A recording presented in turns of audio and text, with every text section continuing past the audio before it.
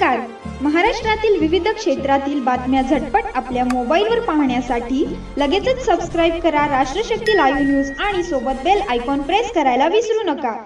कैद्याच्या नावाखाली करण्यात आलेला घोटाळा म्हणजे मेलेल्या मढ्यावरचा टाळूवरील लोणी खाण्यातला प्रकार कारागृह विभागातील अधिकाऱ्यांनी केला आहे.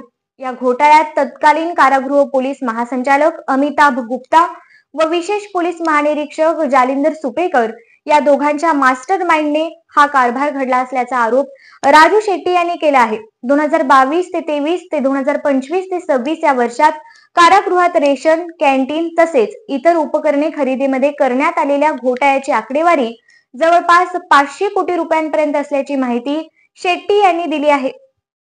राज्याच्या कारागृह विभागात यासारखे अनेक भ्रष्टाचाराचे प्रकार घडले असून राज्य सरकारने याबाबत स्वतंत्र चौकशी समिती नेमून याची सखोल चौकशी करावी अशी मागणी शेट्टी यांनी केली आहे. राज्यातील कारागृहातील कैद्यांना कारागृहात एक वेळचा चहा व 2 वेळचे जेवण वगळता बेकरी पदार्थ, फळे, भाजीपाला यासह दैनंदिन वापरासाठी लागणाऱ्या 627 प्रकारच्या साहित्याचे खरेदी दर जालिंदर सुपेकर यांनी निश्चित केले असल्याचं सुद्धा शेट्टी म्हणतात.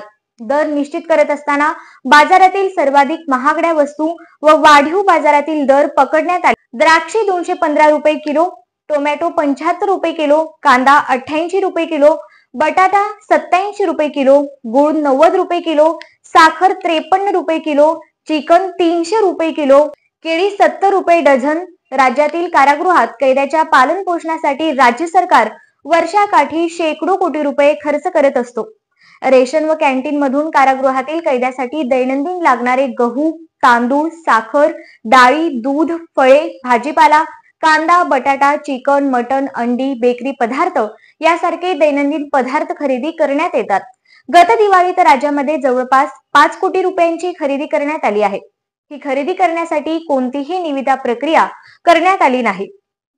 सोबत फराळाचे साहित्य व त्याचे दरपत्रक काढले आहे. यावरून कारागृहात किती अनागोंदी कारभार चाललेला आहे हे लक्षात येईल असे आरोप राजू शेट्टी यांनी केले.